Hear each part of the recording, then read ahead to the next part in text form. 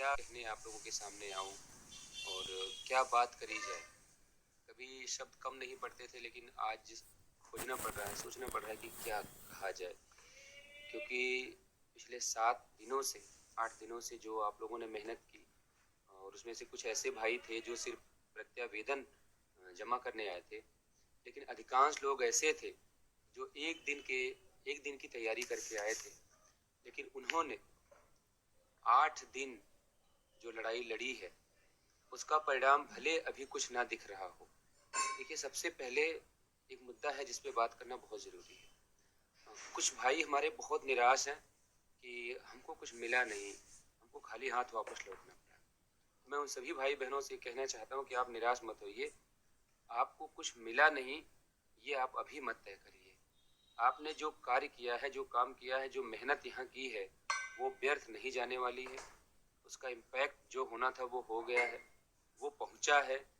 बस फर्क इतना रहा है कि हम लोगों ने कोशिश ये की थी कि जिस सरकार ने, जिन अधिकारियों ने हमारा हक छीना है, एक बार हम अपने मंत्री के साथ, प्रदेश अध्यक्ष जी के साथ बैठ के उन अधिकारियों की कारगुजारियों को उनके सामने रखें, जिससे अगर ये सरकार हमारी हितैषी है, अगर ये लोग हमारे हितैषी हैं, तो हमारा हित हमको वापस मिल जाएगा, हमारा हक हमको वापस मिल जाएगा। मीटिंग का मात्र इतना सा उद्देश्य था।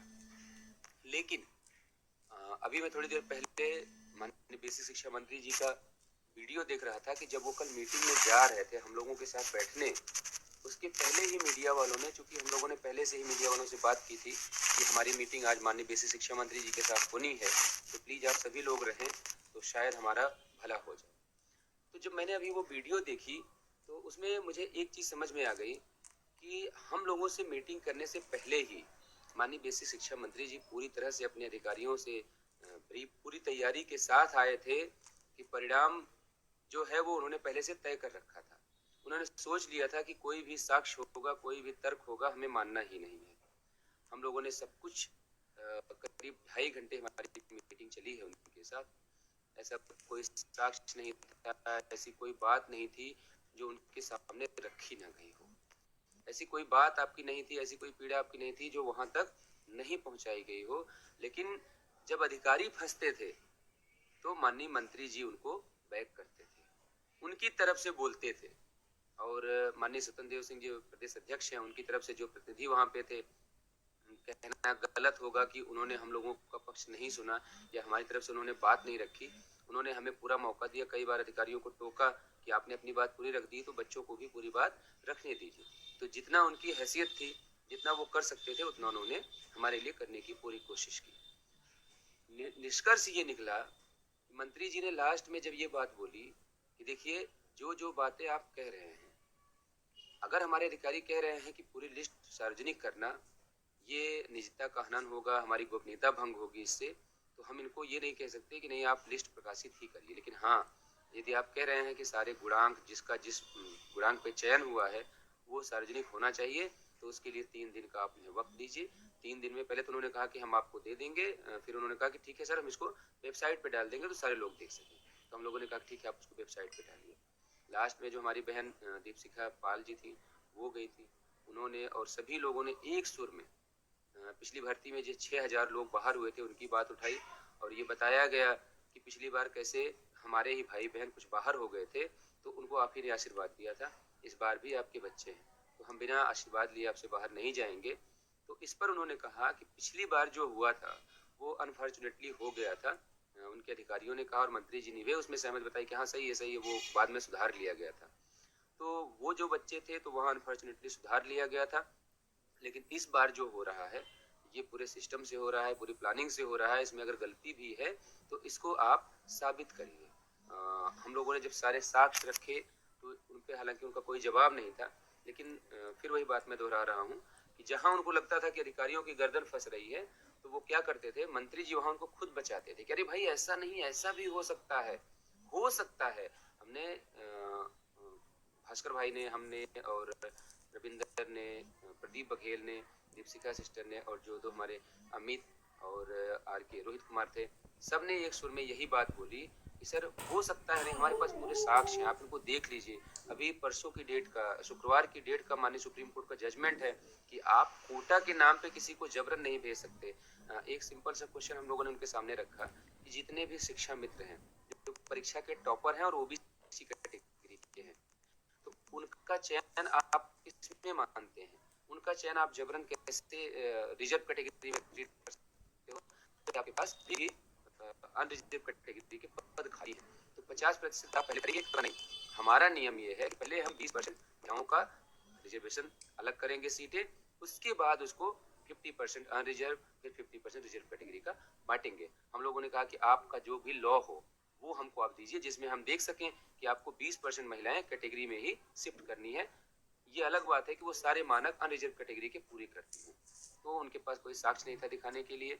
हम लोगों ने मंत्री जी से बार बार निवेदन किया कि सर इनसे कह दीजिए कि वो नियम दिखा दें जिस नियम के तहत ये महिला की चाहे जितनी भी मेरिट हो लेकिन उसको रिजर्व कैटेगरी का मानेंगे। कोई उनके पास साक्ष्य नहीं था।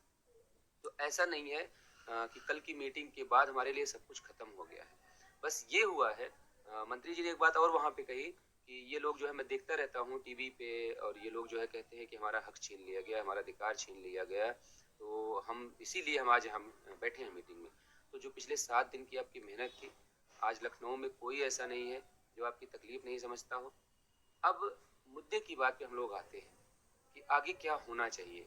और ये जिस हिसाब से मंत्री और अधिकारियों ने एक सिरे से हमारी मांगों को ये कहते हुए ठुकराया कि पहले आप इन चीज़ों को जो आप कह रहे हैं, इनके नियम कानून आपको अधिकारी आने वाले 3 दिनों में बता देंगे कि किस हिसाब से इन्होंने किया है। जो आपको गलत लग रहा है वो इसको बताएंगे कि कैसे सही है। अगर ये नहीं बता पाते हैं तो 3 दिन बाद आपके पास विकल्प खुले हैं।